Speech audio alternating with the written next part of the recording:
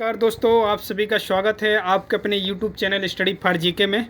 और आज के इस वीडियो में आप जैसा कि सभी देख पा रहे होंगे, आज हम बात करेंगे भारतीय इतिहास की। और भारतीय इतिहास में अगर बात की जाए तो सबसे पहले बात करेंगे प्राचीन इतिहास की। हम जो प्रश्नों की सीरीज़ में बात करने वाले हैं, तो इस सीरीज़ में बात करेंगे भारतीय प्राचीन के जो इतिहास की है। जो पाषाण काल एक बहुत ही महत्वपूर्ण टॉपिक होता है, अक्सर यहाँ से एग्ज़ाम में क्वेश्चन बनते हैं दोस्तों। तो हम इसी सीरीज़ में बात करेंगे, ये पाषाण काल इसी सीरीज़ में ही इसको ख़त्म कर देंगे। तो आप याद रखिएगा, इस पाषाण काल से जितने भी क्वेश्चन बनने वाले हैं इस वीडियो में सारे क्वेश्चन कंप्लीट किए जाएंगे। वीडियो के अंत तक बने रहिएगा। वीडियो आपको हेल्पफुल लगता है तो लाइक और सब्सक्राइब जरूर करिएगा, और चैनल में नए हैं तो सब्सक्राइब करिएगा और बेल आइकन को ऑन कर लीजिए, इससे हमारे आने वाले सभी वीडियो का नोटिफिकेशन मिल सके दोस्तों। ओके, आइए फिर हम वक्त न बर्बाद करते हुए स्टार्ट करते हैं। क्वेश्चन नंबर ये आपके दिए हैं, हम बात करते हैं क्वेश्चन नंबर ये 4 से। अब जैसा कि सभी देख पा रहे होंगे, मध्य पाषाण काल प्रसंग में पशुपालन के प्रमाण जहाँ मिले हैं वह स्थान कौन सा है दोस्तों। तो आप याद रखिए क्या पूछा जा रहा है आपसे, पाषाण काल में पशुपालन के प्रमाण कहाँ से मिले हैं दोस्तों। काफ़ी इंपॉर्टेंट है, काफ़ी बार एग्जाम में रिपीट भी हुआ है क्वेश्चन दोस्तों। आप ये जैसा कि देख पा रहे होंगे यूपीपीसीएस में आया है, काफ़ी बार एमपीवी में आया है, काफ़ी एग्जामों में। तो आप याद रखिएगा, बहुत ही महत्वपूर्ण है ये। याद रखिएगा, आदमगढ़ से पशुपालन के प्रमाण कहाँ से मिले हैं दोस्तों। इसका राइट आंसर हो जाएगा ऑप्शन नंबर सी, इस राइट आंसर रहेगा आपका आदमगढ़। अब दोस्तों ये बात आती है कि आदमगढ़ कहाँ पर है। तो ये आदमगढ़ जो है दोस्तों, ये मध्य प्रदेश के बात की जाए तो होशंगाबाद ज़िले का है आदमगढ़, जहाँ पर क्या मिले हैं, पशुपालन के प्रमाण मिले हैं। राइट, तो आप इतना याद रखिएगा, पशुपालन के प्रमाण कहाँ से मिले हैं, आदमगढ़ होशंगाबाद से। इतना क्लियर कर लीजिए। क्लियर है। नेक्स्ट बात करेंगे हम क्वेश्चन नंबर 5 की दोस्तों। निम्नलिखित में से किस स्थल से हड्डी के उपकरण प्राप्त हुए हैं दोस्तों। हड्डी के उपकरण की बात की जा रही है दोस्तों। पाषाण काल में बहुत ही इंपॉर्टेंट क्वेश्चन हो जाते हैं, अक्सर ही हमेशा एग्जाम में पूछे जाते हैं इस टाइप की।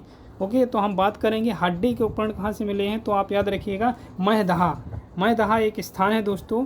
तो आप याद रखिएगा, महदहा से option number C right answer हो जाएगा इसका। महदहा से क्या मिले हैं, हड्डी के उपकरण मिले हुए हैं दोस्तों। तो आप याद रखिएगा, महदहा है ये मध्य पाषाण कालीन मदहा या महदहा कहाँ पर आता है। तो आप याद रखिएगा, उत्तर प्रदेश के प्रतापगढ़ जिले में स्थित है। आप इतना याद रख लीजिए, कहाँ पर आता है महदहा, उत्तर प्रदेश के प्रतापगढ़ जिले में। क्लियर है। हम नेक्स्ट बात करेंगे क्वेश्चन नंबर 6 की। तो ये क्वेश्चन नंबर 6 हो जाएगा आपका, हड्डी से निर्मित आभूषण भारत में मध्य पाषाण काल में या मध्य पाषाण काल के संदर्भ में प्राप्त हुए हैं। तो कहाँ पर, अभी हमने जैसे कि पहले क्वेश्चन में चर्चा कर ली है, ये महदहा कहाँ पर आता है, उत्तर प्रदेश यूपी में आता है, प्रतापगढ़ जिले में। तो यहाँ से क्या मिले हैं दोस्तों, आभूषण जो मिले हैं वो हड्डी से निर्मित आभूषण मिले हैं दोस्तों। तो आप याद रखिएगा, महदहा कहाँ पर आता है, यूपी उत्तर प्रदेश के प्रतापगढ़ जिले में, जहाँ पर क्या मिले हुए दोस्तों, हड्डी के आभूषण मिले हुए हैं। क्लियर है। नेक्स्ट बात करेंगे हम क्वेश्चन नंबर 7 की दोस्तों। और दोस्तों वीडियो की क्वालिटी और क्वेश्चन आपको पसंद आ रहे हैं, आपको हेल्पफुल लग रहे हैं, तो सब्सक्राइब बिल्कुल कर लीजिएगा चैनल को, और बेल आइकन को प्रेस जरूर कर लीजिएगा, जिससे हमारे आने वाले सभी वीडियो का नोटिफिकेशन आपको मिलता रहेगा समय समय पर। ओके, नेक्स्ट बात करेंगे हम क्वेश्चन नंबर 7 की। एक ही कब्र से 3 मानव कंकाल निकले हैं दोस्तों। तो आप याद रखिएगा, एक ही कब्र से 3 मानव कंकाल जो है कहाँ से निकले हुए हैं। तो आप याद रखिएगा दोस्तों, इंपॉर्टेंट क्वेश्चन है, option number B right answer हो जाएगा आपका, ये दमदमा। अब दमदमा आप याद रखिएगा कहाँ पर स्थित है, ये दमदमा मध्य गंगा घाटी क्षेत्र, आप याद रखिएगा मध्य गंगा घाटी के प्रतापगढ़ जिले में स्थित है दोस्तों। आप याद रखिएगा, महदहा अभी हमने ऑलरेडी पहले बात कर चुके हैं इसके, तो आप ये याद रखिएगा। क्लियर है। हम नेक्स्ट बात करेंगे क्वेश्चन नंबर 8 की दोस्तों। खादानों की कृषि सर्वप्रथम प्रारंभ हुई थी दोस्तों। जो खादान फसलें होती हैं दोस्तों, उसकी कृषि कहाँ से प्रारंभ हुई थी, कौन से युग से हुई थी। नवपाषाण काल से हुई थी। आपको ABCD में आंसर देना है, नवपाषाण काल से, मध्य पाषाण काल से, पुरापाषाण काल से, या ऑप्शन नंबर डी प्रोटो ऐतिहासिक काल से। तो आप याद रखिएगा, option number A right answer हो जाएगा। नवपाषाण काल से क्या हुई थी दोस्तों, खादानों की कृषि सर्वप्रथम क्या हुई थी, प्रारंभ की गई थी। तो आप याद रखिएगा, option number A right answer रहेगा इसका। क्लियर है। नेक्स्ट बात करेंगे क्वेश्चन नंबर 9 की। तो क्वेश्चन नंबर 9 क्या हो जाएगा आपका, भारत में मानव का सर्वप्रथम साक्ष कहाँ मिलता है दोस्तों? तो आप याद रखिएगा, भारत में मानव का सर्वप्रथम साक्ष मिलता है नर्मदा घाटी क्षेत्र पर। कहाँ पर मिलता है? नर्मदा घाटी क्षेत्र पर। ओके, इसका कुछ इंपॉर्टेंट फैक्ट है, ऑप्शन नंबर डी इसका राइट आंसर हो जाएगा। भारत में मानव का सर्वप्रथम साक्ष्य मध्य प्रदेश के पश्चिमी नर्मदा क्षेत्र में मिलता है दोस्तों। नर्मदा क्षेत्र के पश्चिमी नर्मदा क्षेत्र में इसकी खोज किसने की थी? तो आप याद रखिएगा, पूछा जाता है एग्जाम में अक्सर। इसकी खोज की थी, खोज कब हुई थी? तो आप याद रखिएगा 1982 में खोज हुई थी इसकी। 1980 में इसकी खोज की गई थी, आप याद रखिएगा दोस्तों। नर्मदा पुत्र की बात की जाए तो काफ़ी बार एक भी एग्जाम में रिपीट होता है, तो आप याद रखिएगा, एक्स्ट्रा पॉइंट है। नर्मदा पुत्र के नाम से किसे जाना जाता है? तो आप याद रखिएगा, अमृतलाल बेगड़। अमृतलाल बेगड़ को क्या बोला जाता है? नर्मदा पुत्र बोला जाता है दोस्तों। तो आप याद रखिएगा, इन्होंने काफ़ी सारी रचनाएं की हैं नर्मदा के ऊपर। तो याद रखिएगा, अमृतस्य नर्मदा, नर्मदा तीरे तीरे, नर्मदा तुम कितनी सुंदर हो, इस टाइप की क्या है, इन्होंने बहुत सारी किताबें लिखी हैं, इसलिए इन्हें क्या बोला जाता है? नर्मदा पुत्र के नाम से भी जाना जाता है। क्लियर है दोस्तों? हम नेक्स्ट बात करेंगे अब क्वेश्चन नंबर 9 की। क्वेश्चन नंबर 9 हमारा कंप्लीट हो चुका है, इसका राइट आंसर डी था। अब क्वेश्चन नंबर 10 की बात करेंगे। मानव द्वारा सर्वप्रथम प्रयुक्त अनाज कौन था? जैसे कि हमने पहले अभी चर्चा कर चुके हैं, मानव द्वारा सर्वप्रथम जो प्रयुक्त अनाज था तो वो जौ था दोस्तों। खाद्यान्न फसलों में अगर बात की जाए तो जौ जो था सर्वप्रथम उपयोग की गई फसल थी मानव द्वारा। क्लियर है? और इसकी अगर बात की जाए तो कुल मिलाकर 8 खाद्यान्न फसलें थी ऑलरेडी पहले से, तो ये क्रम दिया गया है इसका। जौ, गेहूँ, चावल, मक्का, बाजरा, सोरगम, ये कई सारी फसलें हैं, तो आप याद रखिएगा। लेकिन सबसे फर्स्ट फसल पूछी जा रही तो option number C is right answer रहेगा। क्लियर है? अब नेक्स्ट बात करेंगे हम क्वेश्चन नंबर 11 की। भारतीय उपमहाद्वीप में कृषि के प्राचीनतम साक्ष्य कहाँ से मिले हैं दोस्तों? देखो, कृषि की बात की जा रही दोस्तों यहाँ पर, तो आप क्लियर कर लीजिए। लहुरा, आप याद रखिएगा, option number B is right answer हो जाएगा। लहुरा देव से आप याद रखिए कहाँ से मिले हैं? लहुरा देव से भारतीय उपमहाद्वीप में कृषि के प्राचीनतम साक्ष्य मिले हैं। ओके, नेक्स्ट बात करेंगे क्वेश्चन नंबर 20 की दोस्तों। नवदा टोली का उत्खनन किसने किया था दोस्तों? इंपॉर्टेंट है, काफ़ी बार एग्जाम में रिपीट हुआ क्वेश्चन है नवदा टोली। तो क्वेश्चन तो सबसे पहले यही बन जाता है कि नवदा टोली कहाँ पर आता है दोस्तों? तो आप याद रखिएगा, नवदा टोली मध्य प्रदेश में ही स्थित है। मध्य प्रदेश में बहुत ही फेमस स्थान है महेश्वर। महेश्वर में ही ये नवदा टोली स्थित है। महेश्वर ये कहाँ पर आता है? खरगोन जिले में आता है। तो आप क्लियर कर लीजिएगा, नवदा टोली कहाँ पर है? महेश्वर खरगोन में स्थित है। महेश्वर कहाँ पर? खरगोन में। क्लियर है? तो हम नेक्स्ट बात करें, इसी में इसकी राइट आंसर की बात की जाए तो नवदा टोली की खोज किसने की है? तो आप याद रखिएगा, option number C right answer रहेगा। HD संकालिया ने। HD संकालिया ने नवदा टोली की खोज की है। क्लियर है? ये क्या है दोस्तों? ये भी याद रखिएगा, ताम्र पाषाणकालीन एक ग्राम है या ताम्र पाषाणकालीन एक नगरी है नवदा टोली। अभी इसी के नेक्स्ट बात करेंगे। अब देखिए, अभी जैसा कि हमने बात की नवदा टोली कहाँ स्थित है, ये भी एग्जाम में क्वेश्चन बन सकता है। तो मध्य प्रदेश में स्थित है। कहाँ पर? खरगोन में। खरगोन के महेश्वर में। आप याद रखिएगा, महेश्वर नामक एक स्थान है खरगोन जिले में। क्लियर है? नेक्स्ट बात करेंगे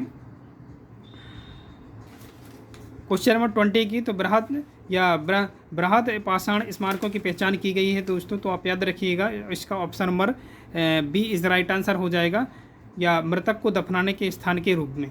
आप याद रखिएगा, option number B is right answer रहेगा इसका। क्लियर है? नेक्स्ट बात करेंगे क्वेश्चन नंबर 20 की। तो क्वेश्चन नंबर 20 क्या हो जाएगा आपका? राख का टीला निम्नलिखित में से किस नवपाषाणिक या नवपाषाणकालिक स्थल से संबंधित है? तो आप याद रखिएगा, option number B is right answer रहेगा दोस्तों। संगन कल्लू इसका राइट आंसर रहेगा। ये कहाँ पर स्थित है? कर्नाटक के मैसूर के पास स्थित है। तो आप इतना याद रखिएगा, राख के टीले कहाँ से प्राप्त हुए हैं? कर्नाटक के मैसूर के पास। स्थान का नाम याद रखिएगा, संगन कल्लू। क्लियर है? नेक्स्ट बात करेंगे दोस्तों हम। देखिए, ये एग्ज़ाम में काफ़ी बार रिपीट हुआ है, MP के अक्सर एग्ज़ाम में पूछा जाता है दोस्तों। अभी भी इस साल काफ़ी बार PSC में भी काफ़ी बार एग्ज़ाम में रिपीट हुआ क्वेश्चन ही। भीमबेटका किसके लिए प्रसिद्ध है दोस्तों? तो आप याद रखिएगा, option number A is right answer हो जाएगा। गुफाओं के शैल चित्र के लिए प्रसिद्ध है। तो भीमबेटका के बारे में हम जान लेते हैं। देखिए, ये काफ़ी बार इम्पोर्टेंट है और एग्ज़ाम में रिपीट भी हुआ है। देखिए, ऑप्शन नंबर ए इसका राइट आंसर है, लेकिन कुछ एक्स्ट्रा पॉइंट इसके पढ़ लेते हैं हम। मध्य प्रदेश के रायसेन जिले में स्थित है। देखिए, भीमबेटका कहाँ पर स्थित है? मध्य प्रदेश के रायसेन जिले में स्थित है। और इसके अलावा हम बात करेंगे, भीमबेटका क्या है? एक प्रागैतिहासिक शैल चित्र या श्रेष्ठ उदाहरण है इसका। और इसकी बात की जाए हम तो इन गुफाओं के जीवन के विविध रंगों की पेंटिंग क्या है दोस्तों? यहाँ पर पेंटिंग के रूप में उकेरा गया है। जितनी भी गुफाएं हैं यहाँ पर पेंटिंग के रूप में उकेरा गया है, तो आप याद रखिएगा, जिनमें हाथी, सांबर, हिरन आदि के चित्र भी हैं शामिल। ओके, तो आप इतना याद रखिएगा। नेक्स्ट बात करेंगे 25 नंबर क्वेश्चन की। क्वेश्चन नंबर 25 हो जाएगा, निम्न में से कौन सा एक स्थल प्रागैतिहासिक चित्रकला के लिए प्रसिद्ध है दोस्तों? तो इसका ऑप्शन नंबर क्या हो जाएगा? B number is right answer रहेगा भीमबेटका। भीमबेटका आप याद रखिएगा, मध्य प्रदेश के रायसेन जिले में स्थित है। देखिए नेक्स्ट क्वेश्चन की बात करेंगे 26 की। ये भी अभी इसके पहले भी हमने बता दिया है इसको कि भीमबेटका कहाँ पर स्थित है, लेकिन फिर भी और डीपली पूछा गया क्वेश्चन, ये भीमबेटका की गुफाएं कहाँ स्थित है दोस्तों? तो कहाँ पर स्थित हैं आप याद रखिएगा, अब्दुल्लागंज रायसेन में स्थित है। क्लियर है? देखिए ये भी पीएससी में पूछा गया क्वेश्चन है और ये 2013 में पूछा गया था, प्री में आया था। ओके, तो आप इस क्वेश्चन को क्लियर कर लीजिएगा। हम नेक्स्ट बात करेंगे क्वेश्चन नंबर 27 की। तो ये भारत के किस शैलाश्रय से सर्वाधिक चित्र प्राप्त हुए हैं? तो आप याद रखिएगा, भीमबेटका से ही क्या सबसे ज़्यादा शैलाश्रय प्राप्त हुए हैं। इसका राइट ऑप्शन हो जाएगा option number B is right answer आ जाएगा। क्लियर है? 500 लगभग कितने शैलाश्रय यहाँ से प्राप्त हुए हैं? तो 500 के समथिंग क्या हुए हैं, चित्रकारी या शैलाश्रय प्राप्त हुए हैं, आप याद रखिएगा। नेक्स्ट बात करेंगे 28 की।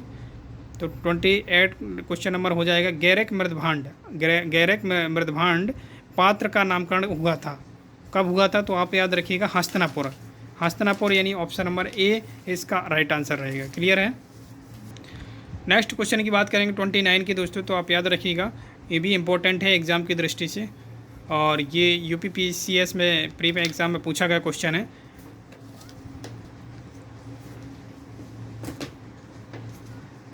ताम्रस काल में महाराष्ट्र के लोग मृतकों को घर के फर्श के नीचे किस तरह रखकर दफनाते थे दोस्तों? तो आप याद रखिएगा, महाराष्ट्र के लोगों की यहाँ पे बात की जा रही है। कहाँ पर? महाराष्ट्र। तो महाराष्ट्र के लोग किस तरह दफनाते? तो आप याद रखिएगा, उत्तर से दक्षिण की ओर करके।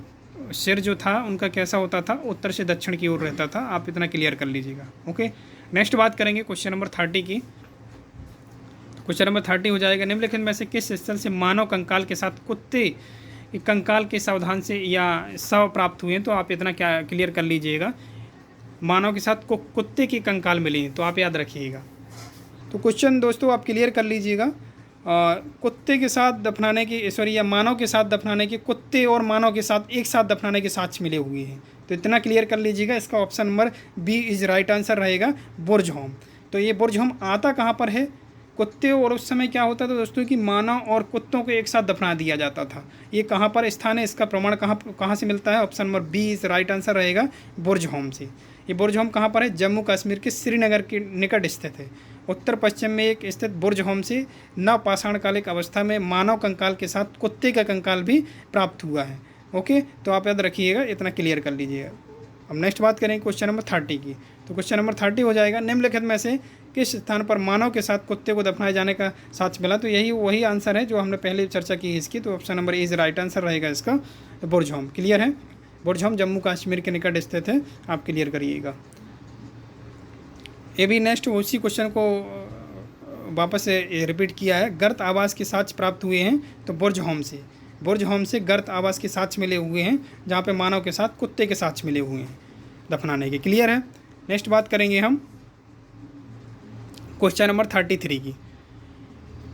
तो ये आपका क्वेश्चन बहुत ही इम्पोर्टेंट है, याद रखिएगा। विंध्य क्षेत्र के किस शैलाश्रय से सर्वाधिक मानव कंकाल मिले हैं दोस्तों? तो मानव कंकाल कहाँ से मिले हुए हैं दोस्तों? आप याद रखिएगा, ऑप्शन नंबर डी इज ये ऑप्शन राइट रहेगा इसका, लेखैया याद रखिएगा इसका, option number D is right answer रहेगा। ओके, नेक्स्ट बात करेंगे क्वेश्चन नंबर 34 की। भारतीय पुरातत्व सर्वेक्षण यह विभाग मंत्रालय में से किसका संकलन कार्यालय है? तो आप याद रखिएगा, इस संस्कृति विभाग का। तो आप याद रखिएगा, संस्कृति जो है इसका option number A is right answer रहेगा। ओके, क्वेश्चन नंबर 35 हो जाएगा, भारतीय पुरातत्व का जनक किसे कहा जाता है दोस्तों? इंपॉर्टेंट है। तो भारतीय पुरातत्व का जनक किसे कहा जाता है? Option number A is right answer रहेगा, अलेक्जेंडर कनिंघम दोस्तों। ओके, तो इतना याद रखिएगा। नेक्स्ट बात करेंगे क्वेश्चन नंबर 36 की। तो ये भी काफ़ी बार एग्जाम में रिपीट हुआ क्वेश्चन है दोस्तों। ये राष्ट्रीय मानव संग्रहालय कहाँ पर स्थित है? राष्ट्रीय है दोस्तों, आप याद रखिए, राष्ट्रीय मानव संग्रहालय हमारे मध्य प्रदेश के भोपाल जिले में स्थित है। कहाँ पर स्थित है राष्ट्रीय मानव संग्रहालय? मध्य प्रदेश के भोपाल जिले में स्थित है। ओके, कुछ एक्स्ट्रा पॉइंट है दोस्तों यहाँ पर इसके।